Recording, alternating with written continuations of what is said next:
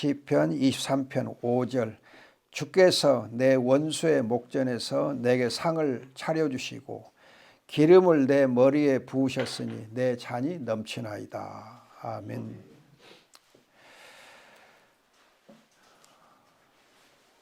우리가 흔히 오해하기 쉬운 거가 뭐냐면은 풍성한 풀밭도 있고 또 광활하고 최상의 좋은 풀이 자라고 있는 여름과 가을 목장에서 뭐가 문제가 있을까?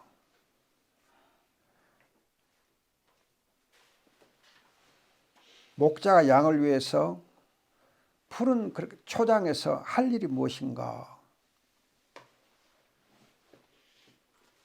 그런 문제를 목자는 어떻게 해결하시는가?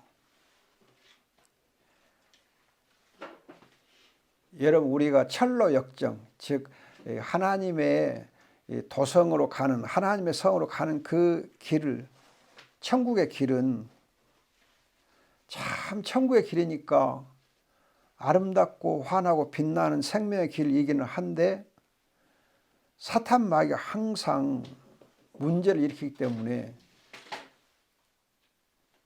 위기와 문제가 없는 시간이 없어요. 항상 문제와 위기가 있어요. 우리는 한순간도 깨어있지 않으면 안 돼요. 그냥 계속해서 문제가 있을 수밖에 없어요. 그 문제에 있는 것을 우리가 이상하게 생각하면 안 됩니다. 그 문제에 있을 것을 항상 예상하고 대비해야 돼요.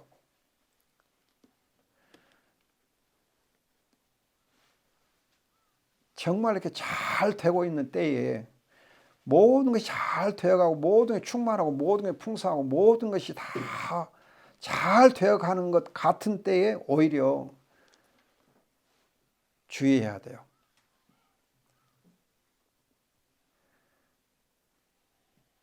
그 한자에 사자성어 중에 이 만세지쇠란 단어가 있어. 만세쥐쇠, 즉 권세가 차고 넘치면 쇠약해지게 돼 있다. 꺾이게 돼 있다.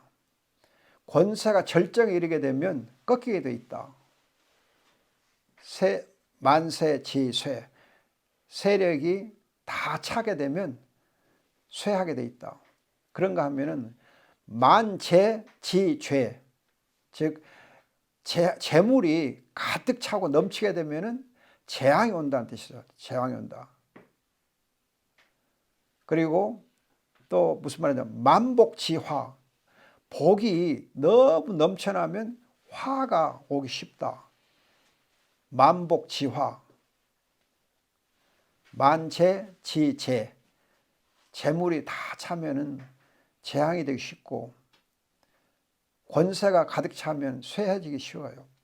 그런 것처럼 우리가 모든 것이 영적으로 다 잘 되고 있을 때 오히려 조심해야 돼요. 충만할 때 조심해야 돼요. 건강하다 싶을 때 조심해야 돼요. 오늘 아침에 어떤 젊은 목사가 이건희 씨가 썼다는 편지를 보내왔더라고요. 그 양반이 이제 다 늙어가지고 죽을 무렵해서 편지를 썼는데 거기 보니까는 자기가 재물도 다 모아보고 권세도 다 누려보고 명예도 다 누려봤는데 건강을 잃고 나니까 아무것도 소용없더라. 내 집, 정말 대단한 집, 전국에서 제일 비싸다고 하는 그 집, 내가 죽으면 이 집 누군가가 대신 살 텐데, 또 내가 타고 다니는 최고의 책, 최고의 차, 누군가 또 열쇠를 누가 가져갈 건데, 내가 모아놓은 모든 재물들, 이건 나한테 아무 쓸모없다. 건강을 잃고 보니까 젊었을 때 내가 너무 몸을 혹사하고 그냥 돈을 쫓아서 그렇게 허우적댔던 것이 지금은 너무 후회스럽다.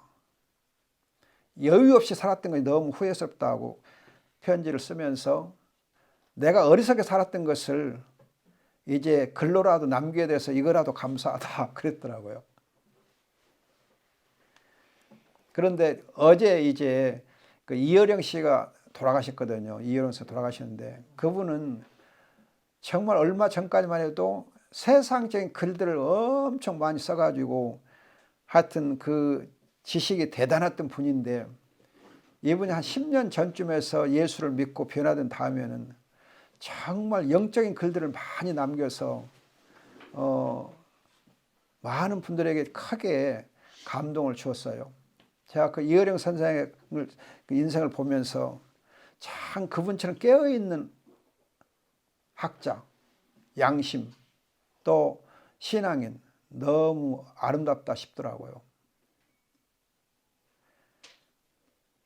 그분은 정말 한국 사람들의 의식 구조를 연구하면서 정말 우리에게 뭐가 장점이고 우리가 뭐가 약점인가 그런 것들을 짚어주면서 정말 우리가 깨어서 다시 한번 역사를 다시 세워봤으면 좋겠다. 그런 아주 뜻이 깊었던 분이었습니다. 여러분 오늘 이제 시편 23편 5절 말씀에서 내 원수의 목전에서 이 말씀 보면 골짜기 길에도 원수가 있듯이 여름 목장인 초장에도 원수가 있습니다. 항상 악한 짐승들이 도사리고 있어요. 구원의 여정, 철로 역정에는 사탄의 공격이 늘 있습니다. 그래서 베드로전서 5장 8절 말씀 보면은 으리렁거리는 사자처럼 우리를 집어삼키려고 항상 마귀가 노리고 있다 그랬어요.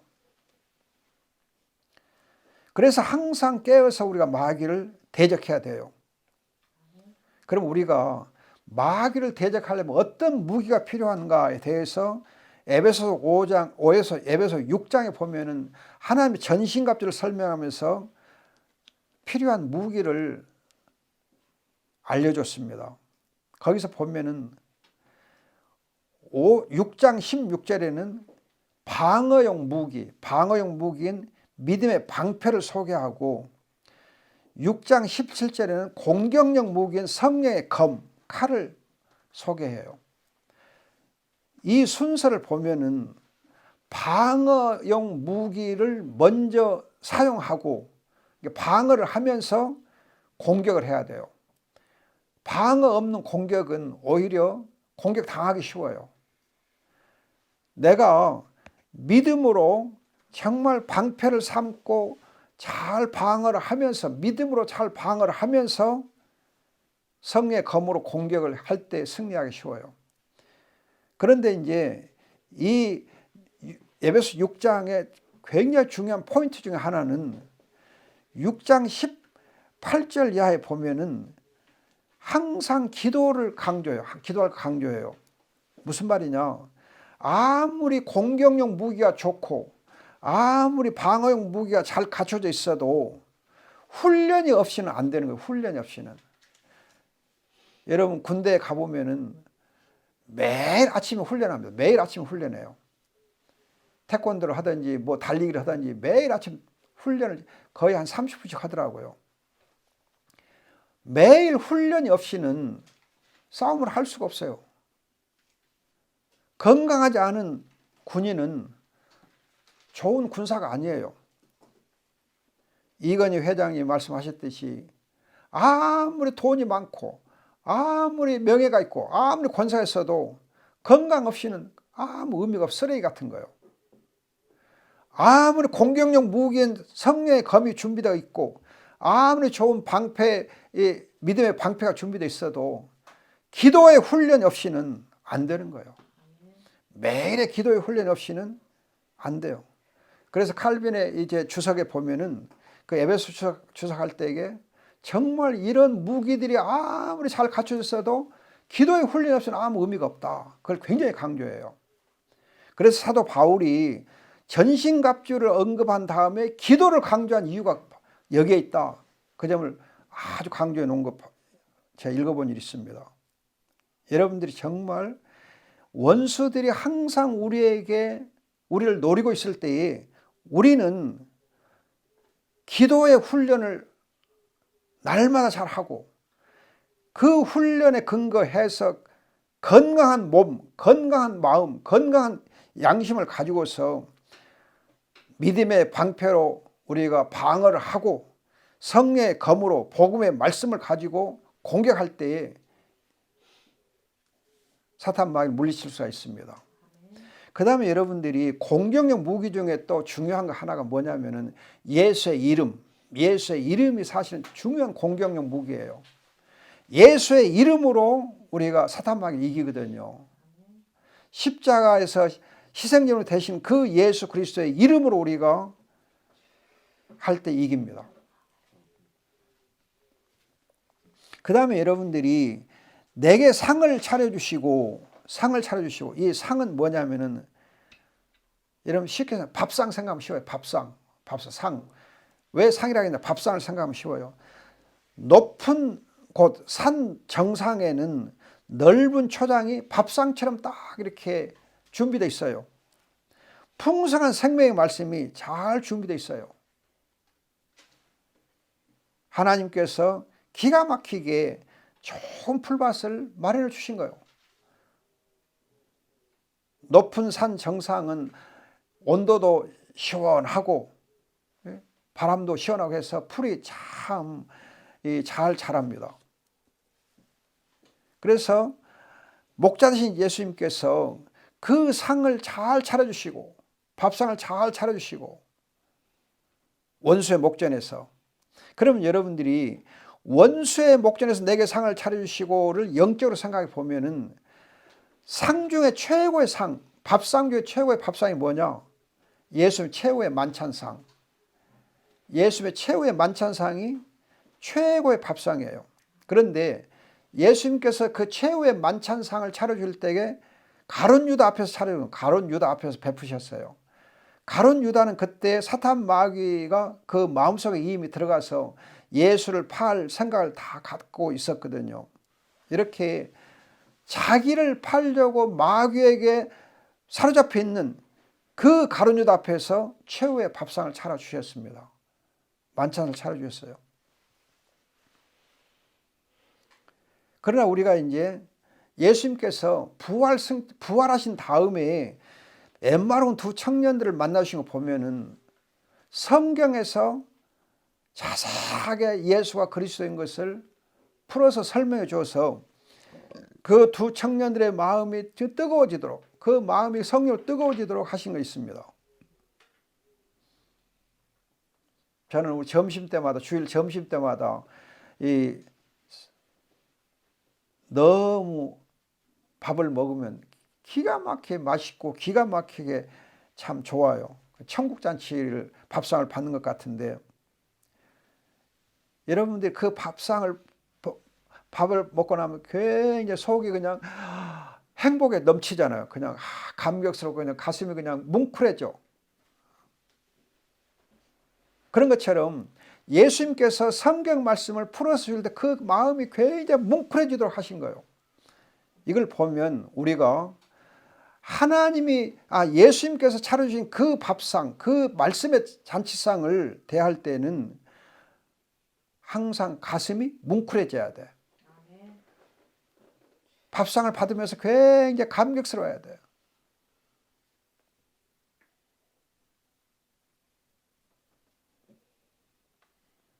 감격스러워야 돼요. 그냥 반찬이 한두 가지 있든 어쩌든 간에 항상 반찬 타령하지 않고 그 밥상을 인해서 항상 감사할 수 있는 그 마음. 여러분, 목사가 매주 설교할 때에 어떤 때는 참 설교를 잘하는 것 같지만 어떤 때는 죽 쓰는 수도 있어요.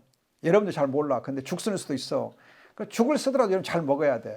아멘. 여러분 여러분들 밥을 지을 때에 잘 지어 왔는데도 불구하고 어떤 때는 어쩌다 그냥 밥이 그냥 3층 밥이 될 수도 있잖아요. 밑에는 타지고 가운데는 잘 되고 위에는 그냥 그러고 그럴 수 있어. 그래도 그 밥을 먹으면서 감사할 수 있어야 돼. 누룽지는 누룽지대로 맛있고 무엇은 멋대로 맛있고 한다 그러면서 맛있게 먹어야 돼요. 그것이 밥을 지어준 사람에 대한 예의요.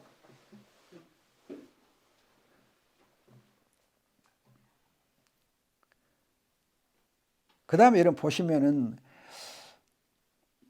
기름을 내 머리에 부으셨으니 기름을 내 머리에 부으셨다. 목자가 양들의 머리에 기름을 부어줍니다.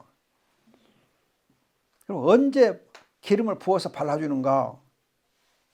여러분 목자는 반드시 양에게 기름을 발라줘야 돼요. 안 발라주면 큰일 나요.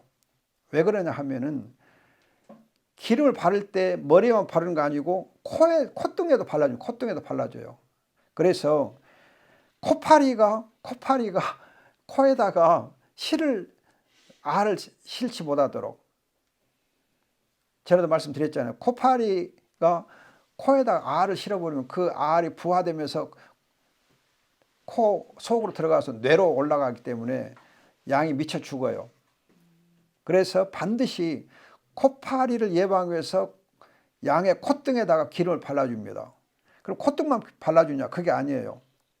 몸에도 기름을 발라줘요. 몸에도 발라줘요. 왜 몸에 발라주느냐 하면 피부병을 예방하는데 기름이 좋아요. 피부병을 예방시켜줘요. 그리고 또 중요한 것은 여러분 이제 이 여름 초장에 가면은 풀을 많이 먹고 그때가 되면은 이 양들이 발정기가 돼요. 발정기가. 희한하게 여러분 육체적으로 모든 것이 그냥 건강해지면은 뭐가 오느냐? 발정기가 와. 발정기가. 우리 태빈이가 이제 고3이 되는데 고3이 되면 육체적으로 최고로 전성기 그냥 이렇게 힘이 그냥 펄펄 넘치거든요. 그때가 사춘기 절정이요. 그래서 바람피기가 쉬워. 연애하기 쉬운 계절이 바로 고3 때요. 고3 대1. 이게 대학 1학 들어가면 미팅하느라고 정신없잖아요. 애들이 미팅하느라고 정신없어. 태빈아 조심해라.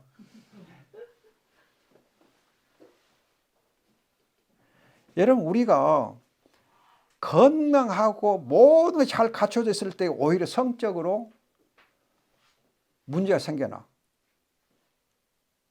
여러분 사업하신 분들이 사업이 잘 되면은 사업이 잘 돼가지고 그냥 이게 됐다 싶을 때 보면은 문제가 생기기 쉽잖아요. 다윗이 그랬잖아. 다윗이 그냥 전성기에 있을 때에 바세바가 눈에 띄었잖아요. 그래서 목자는 양의 콧등과 양의 몸에 이렇게 기름을 발라줘서 피부병을 예방해주고 상호간 몸싸움 할 때에 그 이제 기름이 있으면은 미끄러지잖아요. 그래서 몸싸움을 안 한답니다. 그냥 하다가 미끄러지니까 안 해. 또 이렇게 코에다가 이렇게 발라놓으면 콧등으로 이렇게 싸우다가 미끄러지잖아. 그래서 안 하고 그런데요. 아무튼 이 기름을 발라줌으로 해서 코파리를 예방해주고 피부병을 예방해주고 상호간의 몸싸움을 예방해줍니다. 그러면 여러분 기름을 부어주는 것의 영적 의미는 목자신 예수님께서 성령을 우리에게 부어주셔서 충만하게 하십니다. 성령을 부어주셔서 아버지 하나님 약속했던 그 성령을 부어주셔서 충만하게 하신 분이 목자신 예수님이 하시는 일이에요. 그리고 이제 바울의 경우를 보면은 로마서 1장 11절이나 또 사도행 19장 6절 같은 데 보면 성령의 은사를 교회에게 나눠주기 위해서 성령 충만을 위해서 안수기도 해주시며 기도를 해주셔요. 이걸 보면 예수님은 성령으로 우리에게 부어주시고 예수님의 사역자들은 또 성령에 부어주기 위해서 기도해주고 해서 우리가 서로 간에 성령 충만을 위해서 기도하는 겁니다. 그 다음에 여러분 내 잔이 넘쳐나이다. 내 잔이 넘쳐나이다. 잔이 뭔가? 술잔이요. 술잔이 넘쳐나이다. 그럼 양들한테 술잔을 넘치게 부어주셨다. 말이 좀 이상하지 않아요? 왜 양들에게 술잔이 넘치게 부어주시는가 하면은 물에다가 술을 타서 먹여요. 물에다가 술을 타서 먹여. 독한 술을 물에 타서 이렇게 마시게 해요. 왜 그렇게 해주는가? 여러분, 산 정상에는 갑자기 추위가 올 수 있어요. 갑자기 추워. 그냥 온도가 갑자기 바뀔 수 있어요. 추위를 이겨내게 하려면은 몸에 열이 나야 되거든요. 또 추위 때문에 잘못 감기에 걸릴 수 있기 때문에 감기를 예방하고 추위를 이겨내게 하기 위해서 모래에 술을 타가지고 마시게 해요. 그러면 이 양들은 평소에 술을 전혀 가까이 하지 않는 것들이기 때문에 조금만 술기가 들어가도 굉장히 몸에 그냥 열이 나요. 그래서 추위를 이겨내고 감기를 예방하게 줍니다. 그렇기 때문에 기름을 부으시는 것과 잔이 넘치는 것은 영적으로 성령을 우리에게 충만하게 부어주시는 거예요. 성령을 부어주셔요. 성령으로 충만하게 해요. 기름을 발라주시고 성령을 부어주시고 또 넘치게 하고 충만하게 하시고 하세요.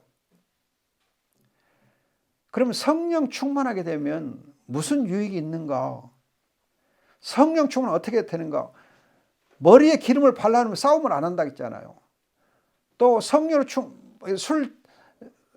술을 마시게 되면은 몸에 열이 나면서 추위를 이겨내요. 이렇게 보면 성령 충만한 유익은 교회 안에서 서로 갈등을 갖지 아니하고 사랑의 교제를 하게 돼요. 사랑으로 서로 섬기게 돼요. 사랑으로 섬기게 돼요.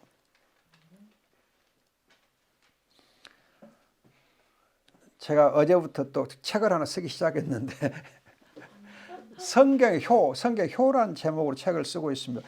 인천에 있는 그 교회 목사님께서 그 신학교 총장 되는 분이 꼭 이 성경 효에 대해서 책을 하나 써달라 부탁을 해서 어쩔 수 없이 준비해 쓰게 됐는데 거기서 제가 그 책을 준비하다가 뭘 느꼈냐면은 사람 인자를 보면은 사람은 서로 비스듬하게 기대야 사람이 돼요.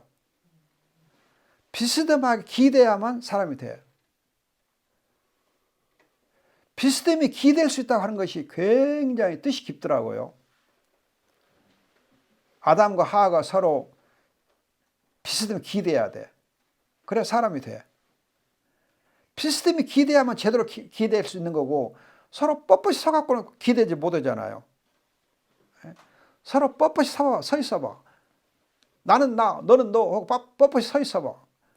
그러면은 평행선만 걷지 기대지를 못해. 그런데 비스듬하게 서로 기대면 잘 기대져요. 그리고 제대로 사람이 돼. 사람 노릇하게 돼. 그걸 생각해 보면서 지금 개성이 강하면 개성이 강하면 서로 기대지 않아요. 근데 인격과 인성이 잘 갖춰져 있으면 사람 노릇하면서 기대요. 기대면 사람 노릇하더라고요.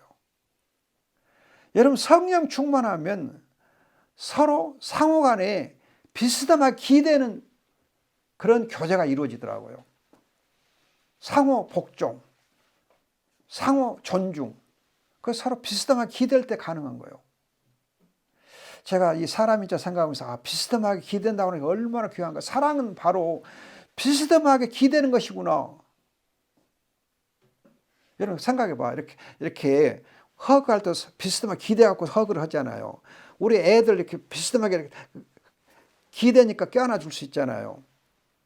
사랑은 비스듬하게 기댈 때 사랑이 표현되는 거고 그렇지 않을 때는 사랑 표현이 안 돼요.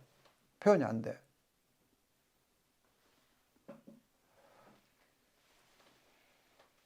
목을 껴안을 때도 서로 비스듬하게 기대서 껴안잖아요.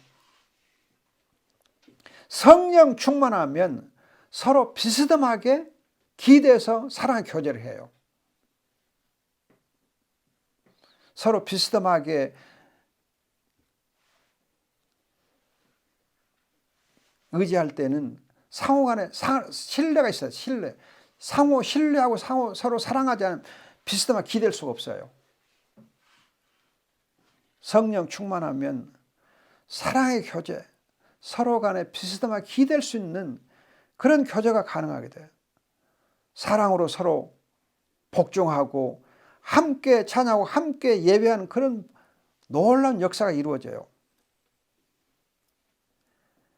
그래서 제가 강조하고 싶은 거 있어요. 풍성한 초장에서 구원의 은혜와 생명을 마음껏 누리되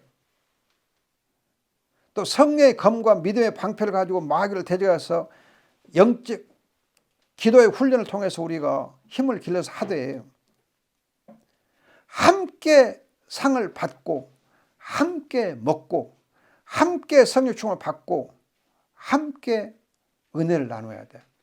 함께 해야 돼. 나 혼자서만 혼자서 밥상 받으면 못 돼요. 혹시 우리 손집사님은 사업하시다가 늦게 집에 와 혼자 밥상 받을 때가 있을 것 같은데 그런가요? 그냥 밖에서 잡수고 와셔버려?